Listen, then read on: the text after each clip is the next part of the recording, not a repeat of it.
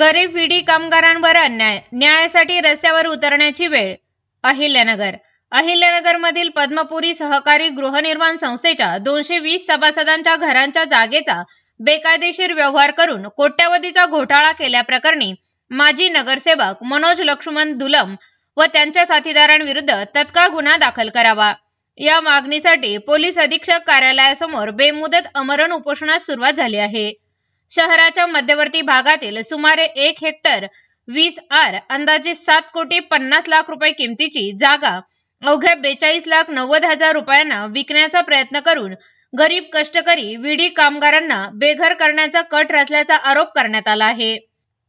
या प्रकरणी 19 जून 2023 रोजी व पुन्हा 8 ऑक्टोबर 2025 रोजी पोलीस प्रशासनाकडे तक्रार व स्पष्ट आदेश देऊनही आजपर्यंत गुन्हा दाखल नाही.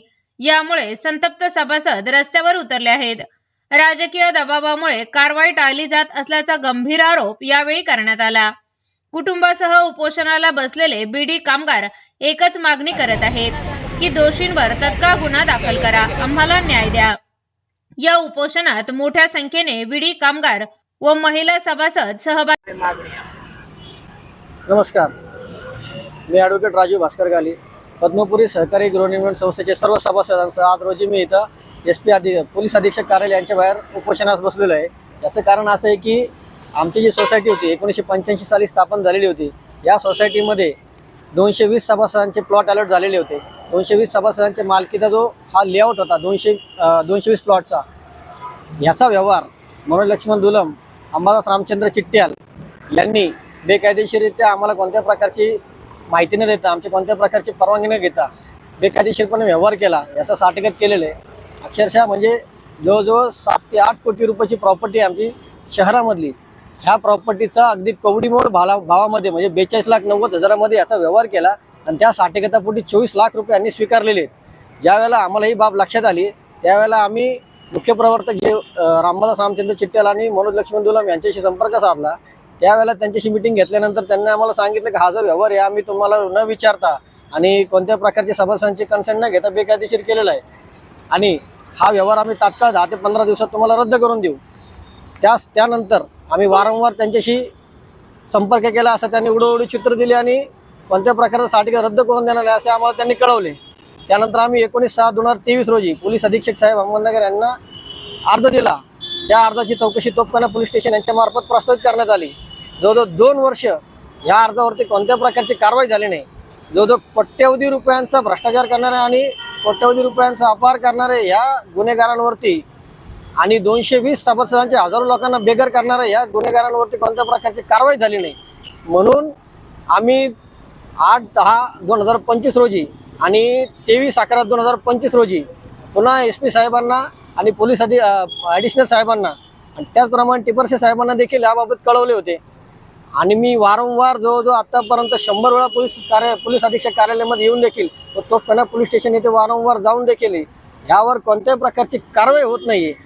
याचं कारण एक आहे की मनोज लक्ष्मण दुलम हा एका राजकीय पक्षाचा नगरसेवक आहे आणि ते राजकीय पक्ष आज देखील त्याला वाचवण्याचा प्रयत्न करते.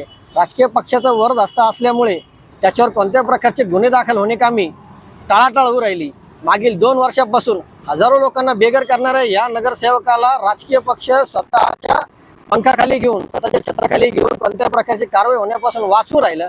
आता हे जे अनुभव आम्हाला 2-3 दिवसाखाली देखील आलेला आहे. त्यामुळे आता हताश होऊन निराश होऊन आम्ही इथं शेवटचा पर्याय म्हणून आम्ही उपोषणाला बसलेलो आहे. जर या संदर्भात कोणत्या प्रकारचा गुन्हा दाखल नाही झाला तात्काळ तर आम्ही इथं आमरण उपोषण करणार आहे.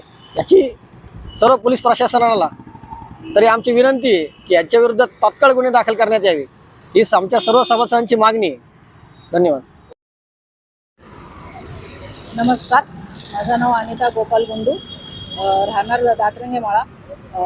ही जागा 1985 पासून आमच्या सासू सासऱ्यांनी जे त्यावेळेस बिडी कामगार लोकांनी स्वतःच्या पैशातून निर्माण करून ही जागा घेतलेली होती. त्या जागेला बरेच दिवस तसेच होतं, पण त्याला वाट नव्हती आमच्या याला जाण्यासाठी. ते वाटसाठी आम्ही गेले आजच्याला म्हटलं तरी 35 वर्ष झाले आम्ही जागेसाठी भेटण्यासाठी आम्ही फिरतोय, पण आजपर्यंत कोणी ते करून दिलेलं नाहीये. शेवटी चिट्ट्या सर आणि मनोज दुलम ते म्हटले आम्ही रस्ता काढून देऊ, या आमाशाने आम्हाला म्हटले. आणि त्याच्यानंतर काही दिवसांनी असं कळालं की परस्पर चिट्ट्या सरांनी आणि मनोज दुलम भाऊनी ही जागा विकून टाकली. विकून टाकल्यानंतर जेव्हा आम्ही हे सगळं प्रशासन पाठीमागं फिरतोय, म्हणजे आता नाही म्हणतात आम्ही 2 वर्ष झाले ह्या सगळ्या याच्यामध्ये आमदार खासदार बऱ्याचशा सणांकडे पक्ष म्हणा किंवा बिगर पक्ष म्हणा सगळ्यांकडे जेकडून मदत भेटल पोलीस म्हणा सगळ्यांकडे फिरलोय, पण कुठं आम्हाला काही भेटलं नाही. शेवटी आम्ही आता हताश होऊन इथं अमर उपोषणासाठी बसलो. उपोषणासाठी जर नाही भेटलं तर आम्ही इथं अमर उपोषणही करू किंवा जीवाचा त्यागही करू, कारण की एवढ्या वर्ष झाली आमची जागा आम्हाला भेटत नाहीये. आम्ही खूप हताश झालो. आमचे सासू सासरे फिरून थकले, आम्ही तो फिरून थकलो, उद्या आमच्या मुलात फिरून टाकणार आहे का? नकोय. म्हणून त्यासाठी काहीतरी एक आमचं जागा आम्हाला भेटायला पाहिजे. जे साठे खत आहे फक्त आम्हाला तेवढं रद्द करून पाहिजे. जो पक्षाचा आहे ते आता पक्षाचा कशाला ते माणूस सगळ्यांना माहिती आहे, सांगण्याची गरज नाहीये तो कोणत्या पक्षाचा आहे. आम्ही सांगून त्याच्यात काही फरक पडणार नाहीये. पडला असता तर आतापर्यंतही फरक पडला असता, पडला नाही याचा अर्थ काहीतरी आहे मोठं, पण आम्हाला त्याच्यात जायचं नाही. आम्हाला फक्त साठे खट रद्द करून पाहिजे, जेणेकरून आम्ही उद्या रद्द केलं की परवापासून आमच्या जागेवर आम्ही घर बांधून राहू शकू. आम्ही लगेच घर बांधायला सुरुवातही करू, इतकंच अपेक्षा आहे आमची. हे सगळे आमचे जे महिला मंडळ आहे सगळं बिडी कामगार आहे, कोणीही सरकारी नोकरीवाले नाही आहेत आमच्याकडं. बिड्या करणारे लोक आहेत, त्यांना घर पाहिजे, छत पाहिजे.